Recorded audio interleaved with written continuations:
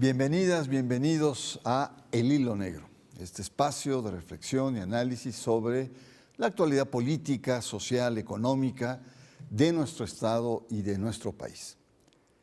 Sin duda, los vientos de cambio en la política mexicana parecen estar muy presentes. La administración de Claudia Sheinbaum ha impulsado una serie de reformas que tienen que ver con una visión distinta en materias de política, de justicia, materia electoral y las dinámicas económicas, entre otras. Quizá una de las más significativas es la llamada reforma contra el nepotismo, que anunció en febrero pasado y que avanza aceleradamente hacia su aplicación. Ya la Cámara de Diputados aprobó el pasado 4 de marzo el dictamen con proyecto de decreto, pero ¿de qué se trata esta reforma? ¿Por qué ha generado inquietud, sobre todo en la clase política? Tenemos en el estudio al doctor Ignacio López Moreno, del Departamento de Procesos Sociales de la Universidad Autónoma Metropolitana, Unidad Lerma, y al maestro Daniel Rosenberg Cervante Pérez, coordinador de Ciudadanos por Municipios Transparentes. Ambos nos van a ayudar a entender de la mejor manera en qué consiste esta reforma y sus implicaciones. Bienvenidos entonces y para empezar les propongo que veamos un breve video en donde nos ubica sobre el tema de hoy, que es, nuestro tema es el flagelo del nepotismo. El nepotismo es una de las prácticas más arraigadas en la política y administración pública mexicana. La clase política es la principal responsable de los más repugnantes casos de corrupción.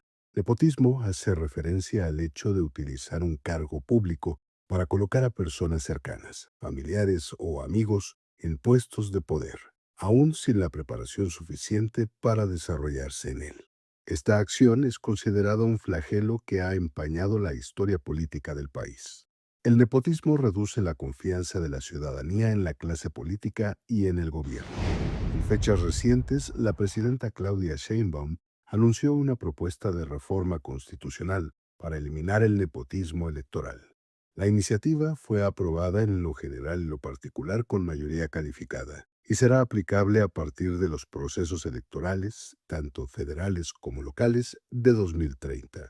La reforma establece que ningún familiar podrá suceder a otro en un cargo de elección popular hasta después de 3 años de haber concluido su mandato y aplica a todos los puestos de elección popular, incluyendo el Poder Ejecutivo Federal, estatal y municipal, así como legisladores y autoridades locales.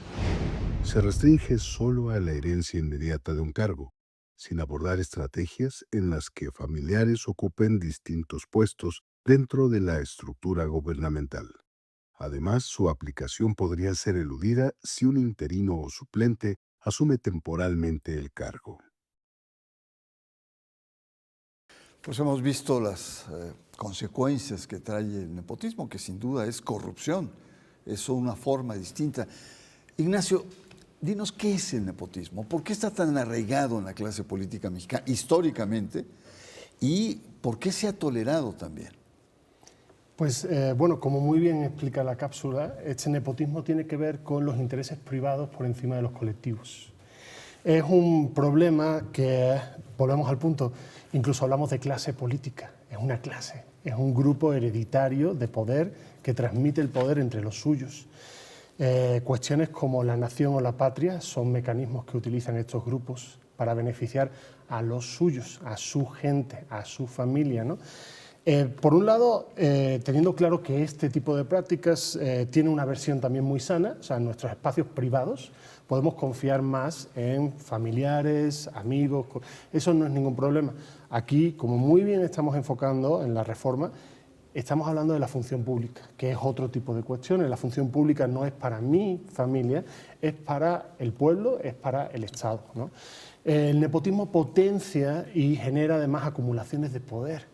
Hace que las personas, no solamente en un cargo, sino en todas las personas a las que conocen, acaben sumándose en unos mismos intereses que conforme avanza el tiempo más se distancian de los intereses colectivos y más se centran sobre todo en que esa misma estructura de poder que acaban creando con su familia, con sus cuates, con su gente, acaba siendo el objetivo número uno de la función de ese poder, quedando las necesidades de mexiquenses en segundo lugar y de mexicanos y mexicanas también en tercer o cuarto lugar.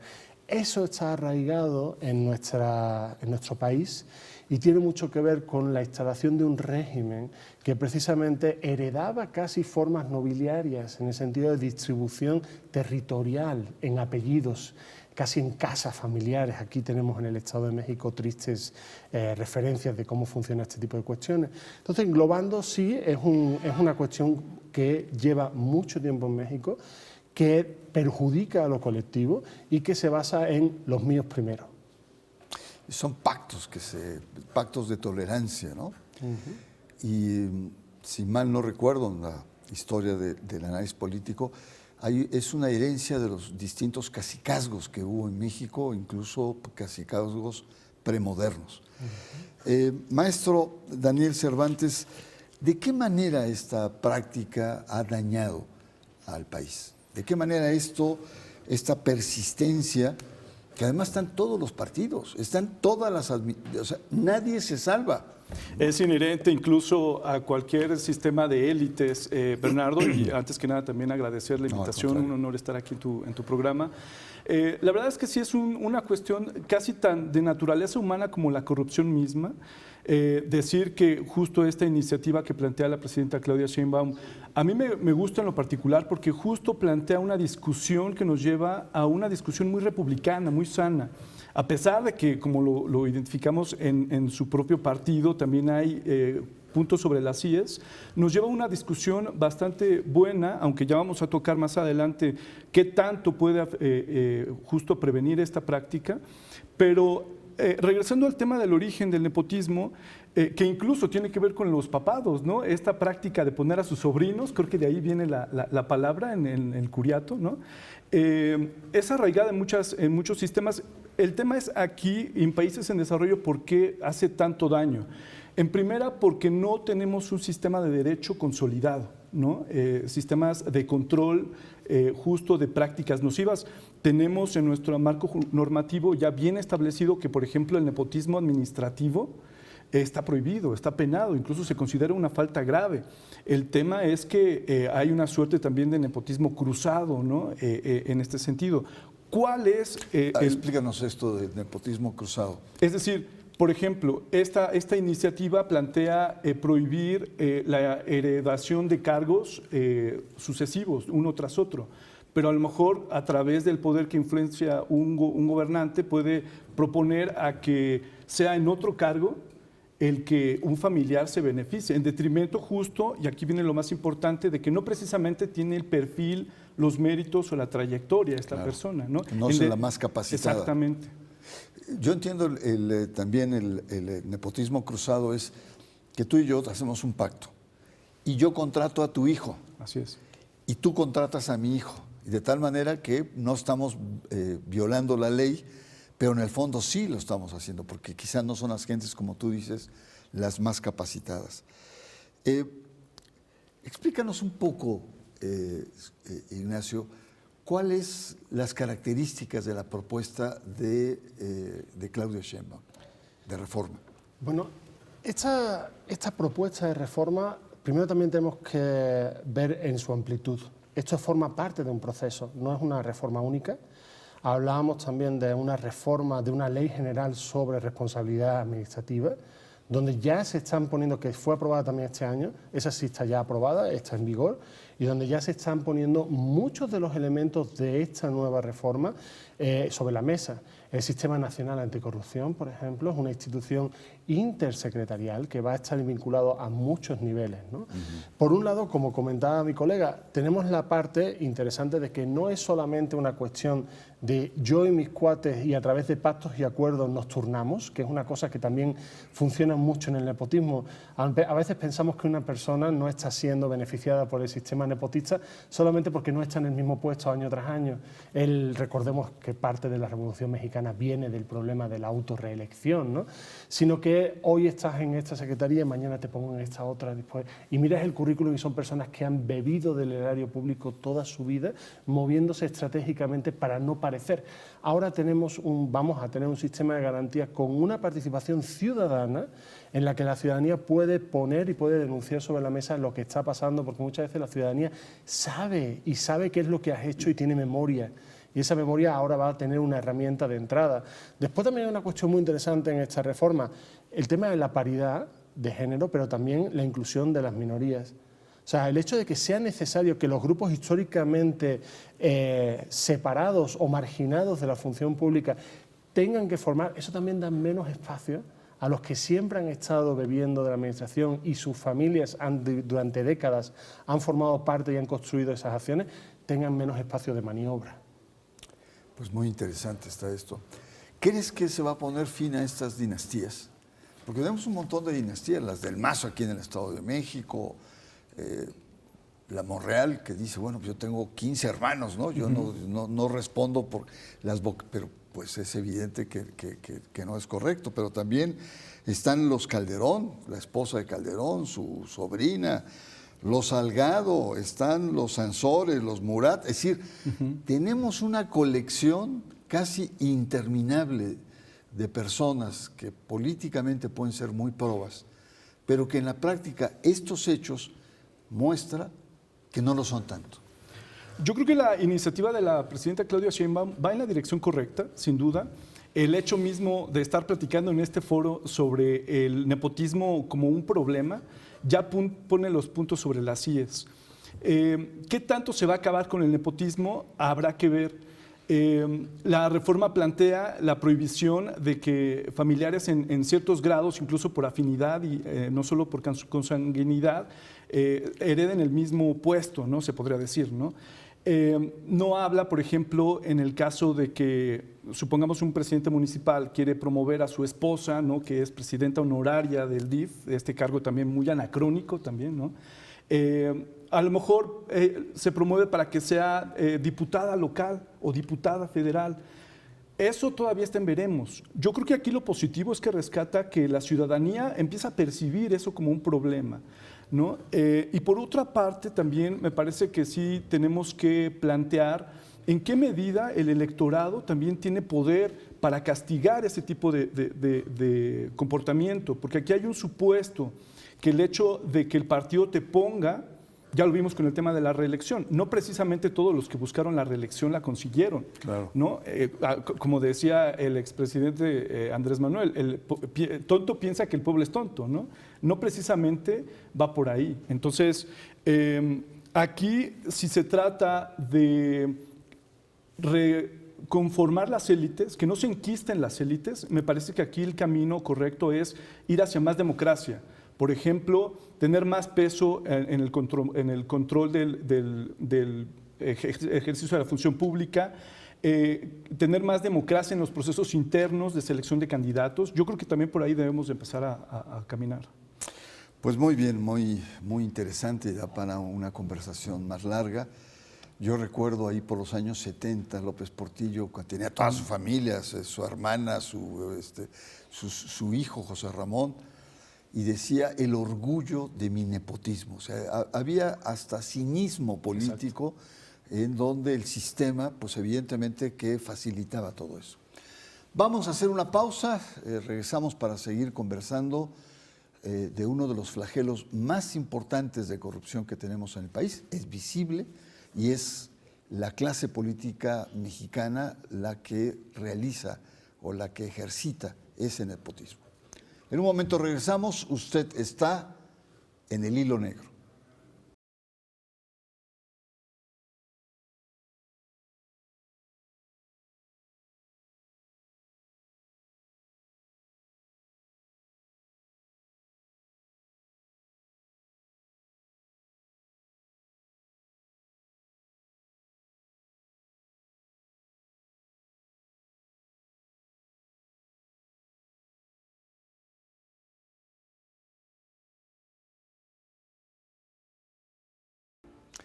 Gracias por la espera. Regresamos. Nuestro tema, el flagelo del nepotismo.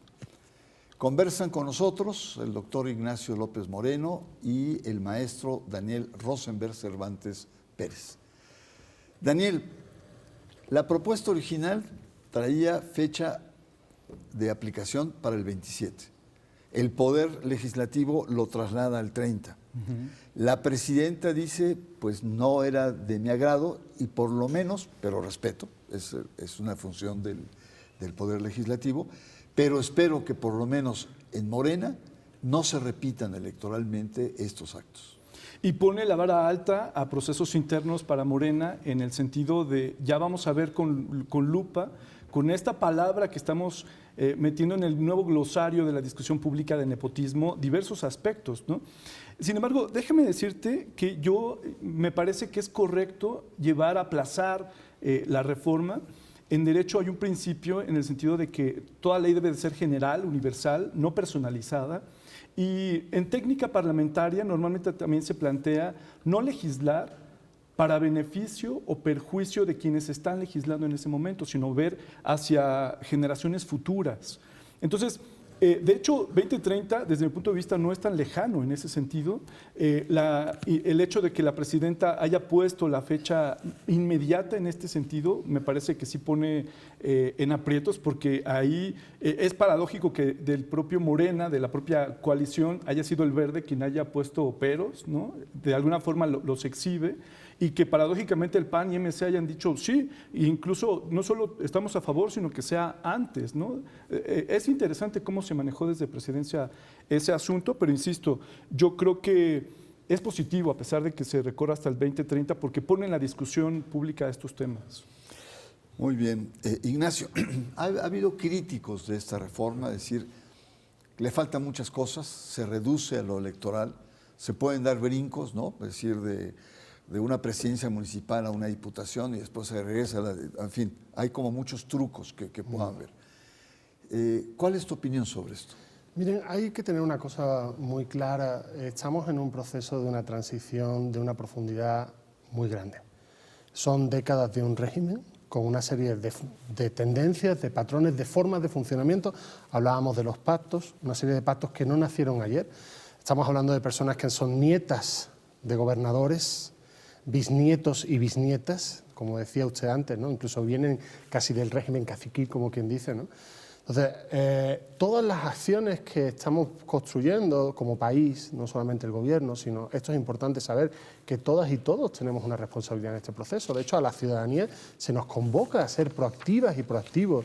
Una de las cuestiones que están de fondo es que tenemos que cambiar la visión de la relación que tenemos con los servidores públicos, porque son servidores públicos, no tienen que ser unas personas que estén siempre en esa posición y cualquier persona puede servir también, la ciudadanía siempre puede ser.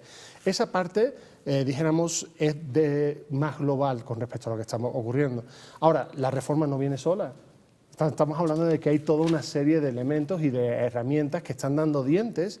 Hay cambios en las instituciones, como decíamos antes, la reforma, ¿no? La Ley General de Responsabilidad Administrativa, también da dientes muy fuertes al Sistema Nacional Anticorrupción, crea instituciones en las que pueden trabajar diferentes secretarías al mismo nivel. Entonces no podemos ver solamente este texto que está en el proceso en que se encuentra como lo único que estamos haciendo para trabajar y para liberar a México del nepotismo.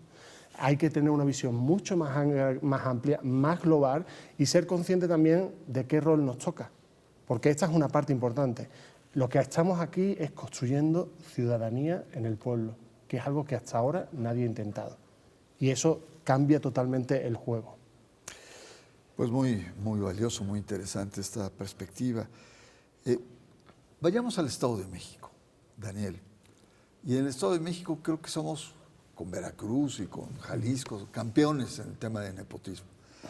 Algunos municipios, tú que trabajas mucho el tema de los municipios, estamos en Lubianos, Huixquilucan, Xoyaniquilpan, Tepozotlán, Tecámac, Santo Tomás de los Plátanos, donde se dio un escándalo nacional, donde corretearon al presidente municipal reciente electo. Es decir, hay una serie de cuestiones. ¿Por qué somos los campeones de nepotismo en esta entidad? Yo creo que hay una gran impunidad, para empezar. Tiene que ver con lo que se mencionaba, con el tema de una cultura patrimonialista del servicio público, ¿no? Y que justo no se ve en ámbitos de servicio, sino de aprovechamiento de recursos privados, públicos para beneficios privados. Y con nombre y apellido. Tenemos a los Urbina, por ejemplo, que mucho tiempo dominaron en Tecámac, la familia en Huixquiluca, que más de 12 años llevan enquistados ahí. Y el problema... La familia Vargas. La familia Vargas, Enrique Vargas y su esposa, ¿no? Quien incluso ha declarado que tiene intenciones de regresar a competir por el municipio. El problema aquí, ¿cuál es? El origen que tiene que ver precisamente con el abuso del poder público, ¿no? El hecho, por ejemplo, de ir posicionando a una persona de manera artificiosa con recursos públicos a través de redes sociales, de financiamiento público, etcétera, sea un cargo, por ejemplo, regresando a nivel municipal, la esposa o la pareja, esta tradición muy anacrónica también, de que el presidente honorario, presidenta honoraria tenga que ser la pareja del presidente municipal. Votamos por una planilla y un proyecto político a nivel municipal, no votamos por una familia. Pero pareciera que está aceptado por la política mexiquense que se conduzcan como tal, por encima del beneficio público. Ahora, ese no es el problema único, ¿no? En detrimento de los perfiles que pueden llegar ahí, sino que, por ejemplo, Mexicanos contra la Corrupción y la Impunidad ha encontrado que, no voy a decir el monto, pero numerosos miles de millones de pesos se han vinculado con contrataciones de empresas fantasmas en Huixquiluca. Entonces, te habla incluso de la necesidad de reformar el ámbito electoral para tener un piso parejo y que no haya abusos por parte de estas personas, ¿no? Sí, lo que se dice que no es ilegal, pero no es estético tampoco, ¿no? El que un presidente esté 3, 4 veces dando saltos en la función pública. Finalmente, ¿qué hacer? ¿Qué hacemos, Ignacio? Ya nos dijiste que hay que tener paciencia, una paciencia histórica, ¿no? Roma no se construyó en un día. Digamos, el nepotismo no puede ser, digamos, rasurado de una jugada. Pero ¿qué hacer con este flagelo? Mira, yo pienso que, reforzando esa idea, no vamos a solucionarlo en 5 días, pero también tenemos que tener una apuesta firme. Hay que jugar con las dos manos. Por un lado, estamos desarrollando, y yo siempre digo estamos porque lo está construyendo también el pueblo, lo estamos construyendo todos y todas, unos marcos legales e institucionales cada vez más fuertes y, a diferencia de ocasiones anteriores, van a tener dientes. ¿Qué quiere decir que van a tener dientes? Que va a haber consecuencias legales, patrimoniales, para las personas que cometan este tipo de acciones, ¿no? Esa parte se puede trabajar desde los gobiernos, las cámaras legislativas tienen que darnos esas herramientas. Por otro lado, tenemos el proceso de lo que subyace aquí, que decíamos antes, la creación de la ciudadanía. México es una república desde su independencia, pero funciona más como todavía un virreinato que como una república. Entonces, esta construcción de una cultura política en la que tengamos en cuenta que si se pone asfalto en mi calle, no tengo que agradecerle a un presidente municipal. Son los recursos públicos haciendo lo que tienen que hacer. Esto es un cambio de mentalidad que requiere mucha pedagogía y que cuando sucede, incluso cuando los marcos legales no sean los adecuados, la ciudadanía parará los procesos. Hablábamos, por ejemplo, del matrimonio Vargas. Lo que está ocurriendo con el bosque de agua, el gran bosque de agua, que nos da de beber y que todavía retiene un poco el cambio climático, vamos a ver qué está pasando en Huixquiluca. ¿Qué es lo que se ha facilitado ahí? ¿Qué negocios privados con espacios públicos están realizando este tipo de personas? Porque uno de los problemas que tiene el nepotismo es que cuando tú puedes estar tanto tiempo en el poder, tus proyectos personales acaban convirtiéndose en proyectos públicos. Y eso es una de las cosas que tiene que esta reforma tirar de pleno, porque no se tenga la capacidad de continuar con proyectos personales durante generaciones. Muy bien, pues llegamos al final. Les pido 1 minuto de sus reflexiones finales, que pueden ser sintéticas o puede ser un llamado. Daniel, muchas gracias por estar aquí. ¿Cuál sería tu reflexión? Al contrario, muchas gracias, Bernardo. Pues yo creo que vamos en la dirección correcta al abordar estos temas de corrupción, de nepotismo. Sin duda hay huecos que se podrían llenar con reformas de consolidación o de reforzamiento del sistema anticorrupción, por ejemplo. para evitar el abuso del poder. El nepotismo tiene un origen justo en un enfoque patrimonialista que hay que acabar de raíz, va a ser muy difícil. También va de la mano con reformar el sistema político, con el tema de abaratar las campañas electorales, de abordar el crimen organizado, la intromisión del crimen organizado, que eso implica de raíz las causas del nepotismo, las causas del abuso del poder, ¿no? Yo creo que vamos caminando hacia allá. Muchísimas gracias, Ignacio. Un placer tenerte nuevamente acá. Muchas gracias de nuevo por la invitación.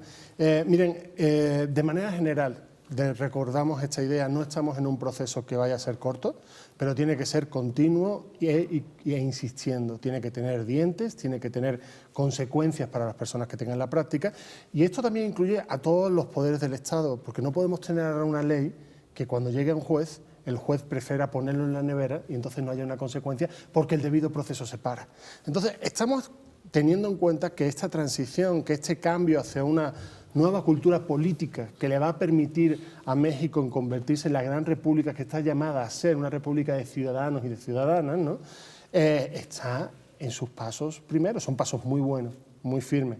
Pero recordemos, vamos despacio porque vamos largo. Vamos a un camino que va a ser muy largo y que necesitamos con reformas muy profundas, pero yo siento que el camino que se está construyendo desde las instituciones es el adecuado.